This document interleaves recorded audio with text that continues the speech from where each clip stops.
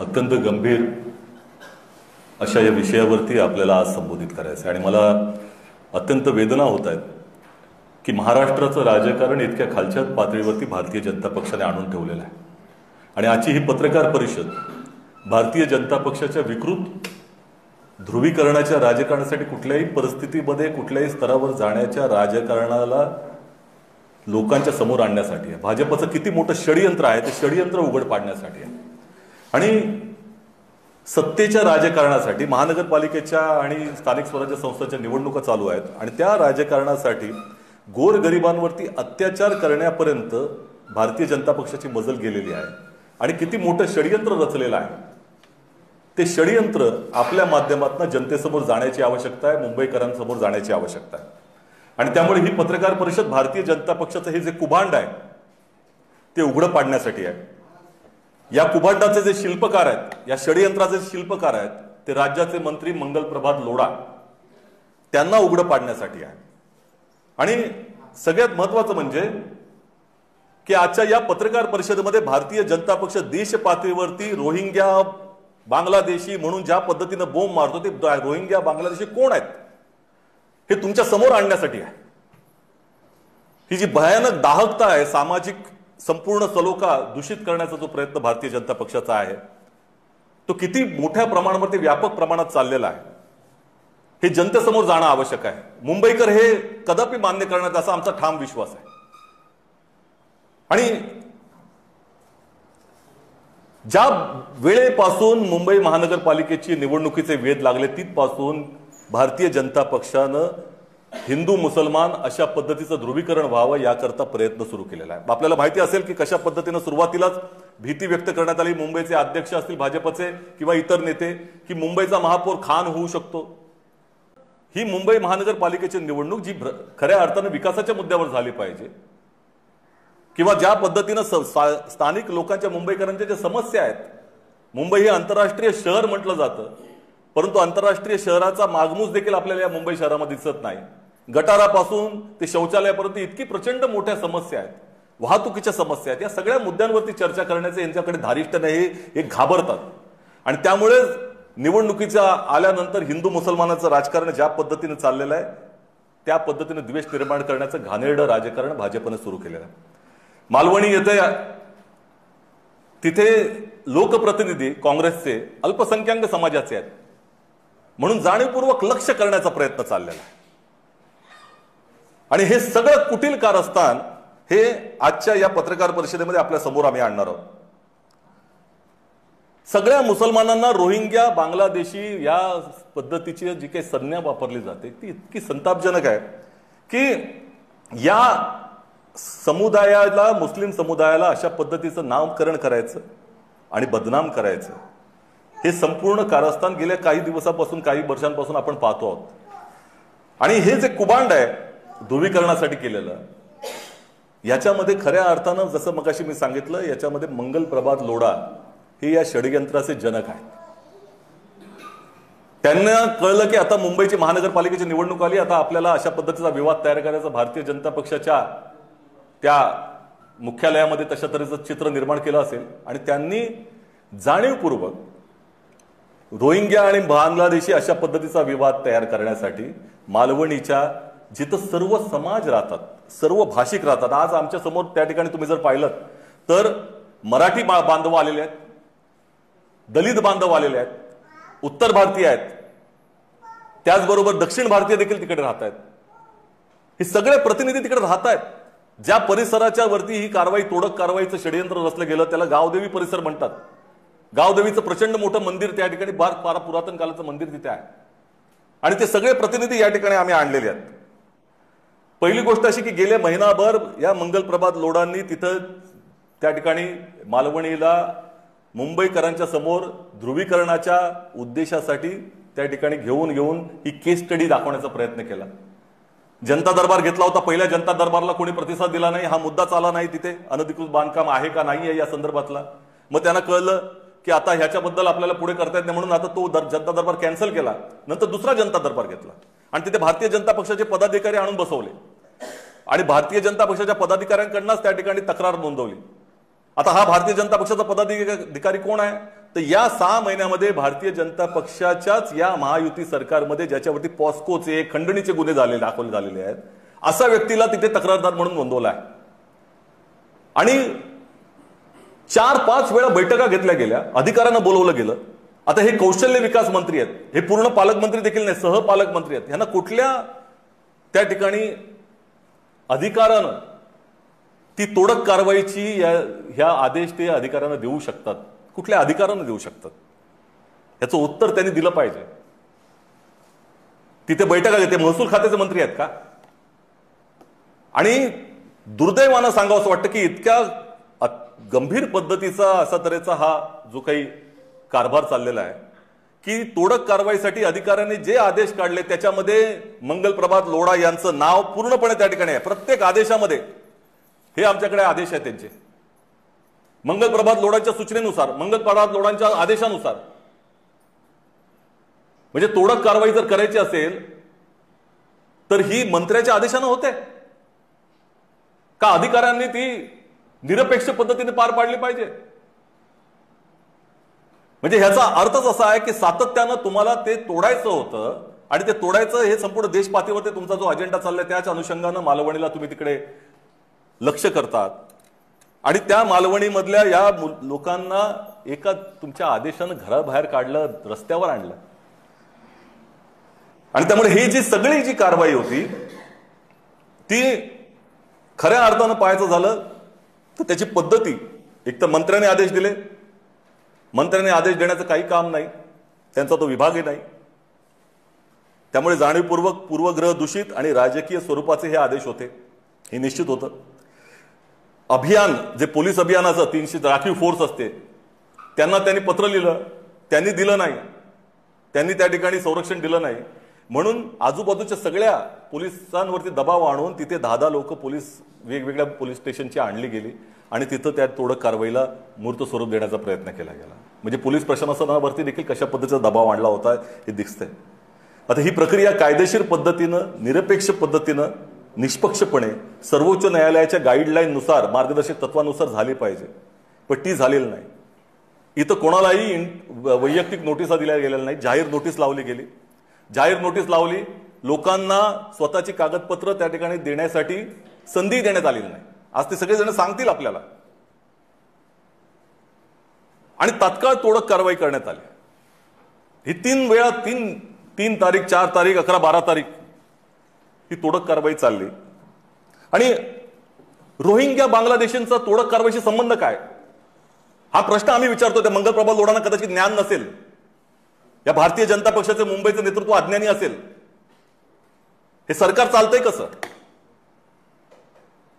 अशा लोकांना तुम्ही त्या ठिकाणी ठेवलेले आहेत मंत्री, ज्यांना काही कारवाई कशी होते तीच माहित नाही. बांगलादेशी रोहिंग्या म्हणतात, त्याची पद्धती काय आहे?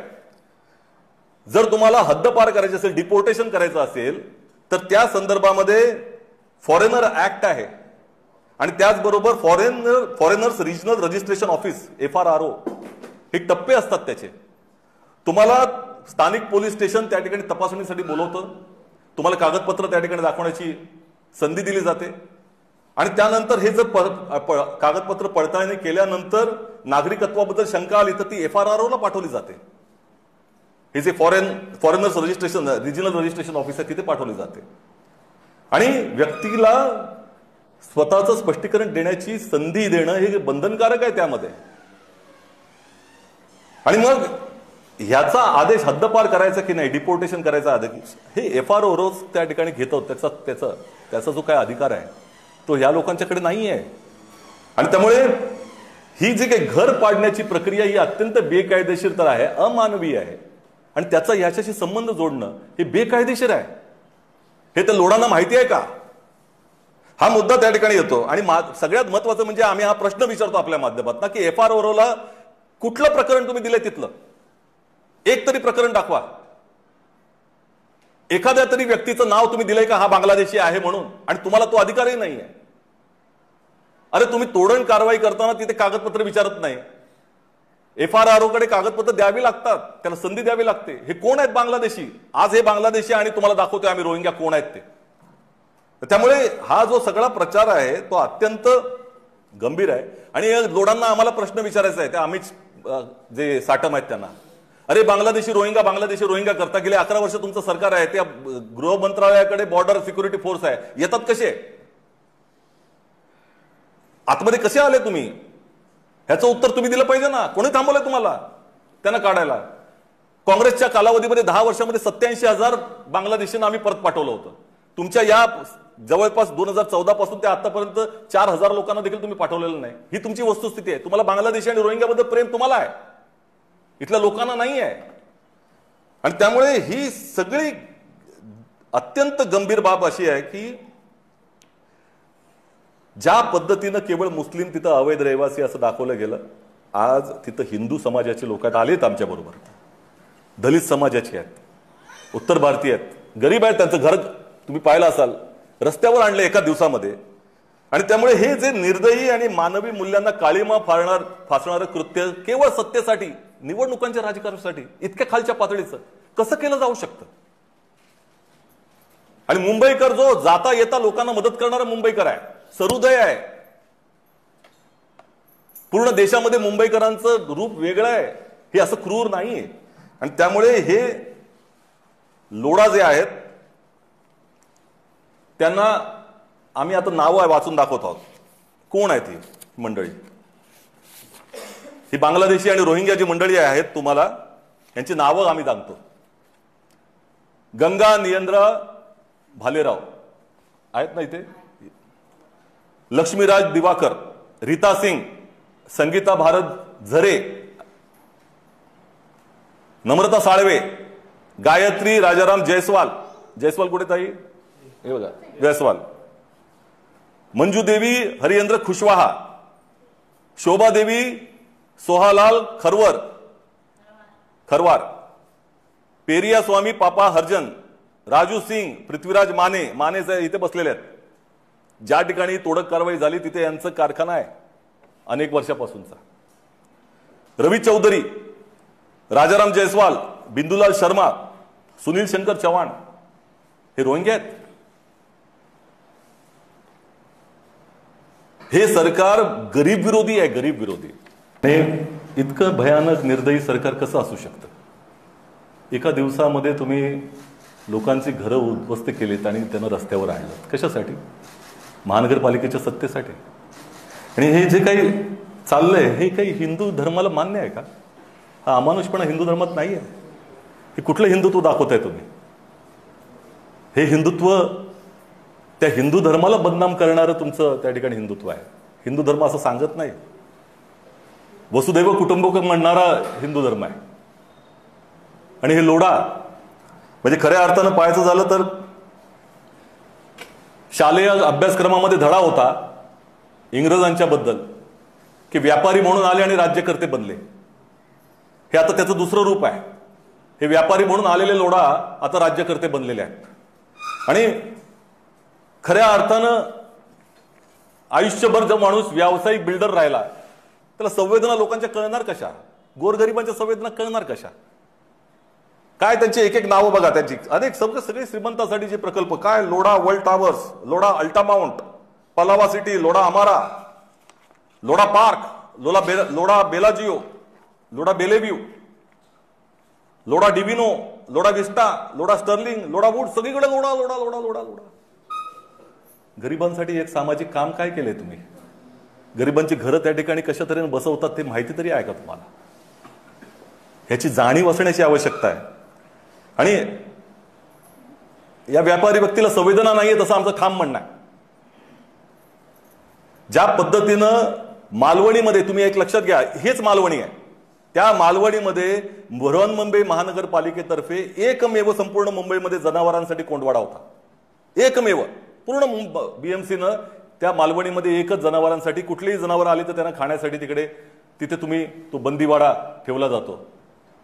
आज तुम्ही त्या ठिकाणी जा, त्यावेळेला त्याच्यावरती भ्रष्टाचाराचे बरेच त्या आरोप झाले होते, काही लोकांना निलंबित करण्यात आलं. आज तिथे लोढा टावर दिसतोय, जागा बीएमसीची आहे. लोढा टावर कसा दिसतो? आज चौकशीची मागणी करतो आता. अशाच तक्रारी आम्हाला कल्याण डोंबिवलीमधनं गरीब मराठी माणसाचे येत आहेत. तिथेही असंच काहीतरी नाव आहे, लोढा नावाचं आहे का त्याच्यात? त्याची चौकशी करायची. आमच्याकडे बऱ्याच तक्रारी येत आहेत. गोरगरिबांच्या जमिनी ह्यांचं कौशल्य विकास जे मंत्रालय आहे हे ह्याच्यामध्ये आहे का, आणि ह्याचे लाभार्थी जे आहेत ते आपले पुत्रच आहेत का, ह्याचेही प्रश्न आम्ही भविष्यामध्ये विचारू. तो आम्हाला अधिकार आहे विचारायचा. आणि प्रश्न असा आहे की आज भारतीय जनता पक्षाचं राजकारण चाललंय काय, म्हणजे श्रीमंतांसाठी पायघड्या आणि गरिबांसाठी बुलडोजर, म्हणजे हीच परिस्थिती पूर्ण देशभर आहे. गरिबांची घरं उजाडली जात आहेत. कशासाठी? तर तुमच्या राजकारणासाठी. आणि त्यामुळे आज आम्ही मंगल प्रभात लोढा यांना भारतीय जनता पक्षाचा अत्याचारी ब्रँड अँबॅसेडर म्हणून घोषित करत आहोत. हे भारतीय जनता पक्षाचं रूप आहे. आणि आम्ही त्यांना म्हणतोय की भारतीय जनता पक्ष लोढा या व्यक्तीला तुम्ही नेता बनवा महानगरपालिकेमध्ये. Mangal Prabhat Lodha must be the leader of Bharatiya Janata party, कारण तोच तुमचा चेहरा आहे. हाच खरा चेहरा आहे भारतीय जनता पक्षाचा. गोरगरीब सामान्य माणसामधनं आलेलं नेतृत्व त्यांचं नाही आहे. आणि त्यामुळे ही सगळी जे काही चाललेलं आहे, कशा पद्धतीचं वर्तन, म्हणजे तुम्ही लक्षात घ्या, आता ते अमित साठमांचा विषय म्हणजे असभ्य, असंस्कारी, असंस्कृत हे सगळे शब्द लागू होणारं ते व्यक्तिमत्व आहे. परप्रांतीयांच्या ज्या फेरीवाल्यांना कशा पद्धतीने शिवीगाळ केली गेली. कोण तुम्ही? लोकप्रतिनिधी आहात तुम्ही, मालक नाही या देशाचे. कोणालाही शिवीगाळ करण्याचा तुम्हाला अधिकार कोणी दिलेला आहे? ही भाषा तुमची, ही भारतीय जनता पक्षाची भाषा, हे संस्कार. आणि त्यांनी ज्या पद्धतीनं का 2 दिवसापूर्वी असलम शेख आमचे जे लोकप्रतिनिधी आहेत त्यांच्याबद्दलचे, कोण असलम शेख? माजी मंत्री आहे. कित्येक काळ त्यांनी त्या मतदारसंघाचं प्रतिनिधित्व केलं. लोकप्रतिनिधी आहेत, जनप्रतिनिधी आहेत. पाकिस्तानची अवलाद म्हणतात का? तर या सगळ्यांचं संरक्षण करण्यासाठी उभा आहे मनुष्य, आणि त्याचं घर तोडण्यासाठी तुम्ही तिकडे उभे आहात हिंदुत्वाच्या नावाखाली. काल त्या पोलीस स्टेशनच्या परिसरामध्ये सामान्य रिक्षावाल्याला ज्या पद्धतीने मारहाण केली, आज FIR देखील दाखल झालेला आहे. सगळे गेले होते. गरीबाला मारता कशासाठी? कुठल्या राजकारणासाठी? आणि ह्याचा संपूर्णपणे आम्ही ठामपणे विरोध करत आहोत. समाजामध्ये तेढ निर्माण करण्याचं ज्या पद्धतीने आता त्या अर्णब खैरे या बिचाऱ्या युवकाच्या आत्महत्येचा दुरुपयोग यांनी केला राजकारणासाठी, आंदोलन करतायत आणि म्हणतात समाजामध्ये तेढ निर्माण करायची. तुम्ही काय करतात? धर्म, भाषा, जाती, प्रांत या विषयावरती विवाद हे तयार करणारं राजकारण काँग्रेस पक्षाला कधी मान्य होणार नाही. काँग्रेस पक्ष सर्वांना घेऊन चालणारा पक्ष आहे. आणि त्यामुळे कायम आम्ही हेच म्हणतोय, विवाद नको, विकास हवा. मुंबईकरांना देखील विकास हवा आहे. आणि ह्यांना या सगळ्या विद्वेषी राजकारणाला त्यांची जागा मुंबईकर दाखवतील. आम्ही हे सगळे घेऊन लोढांना ब्रँड अँबॅसेडर बनवून जनतेपर्यंत चाललेलो आहोत. धन्यवाद.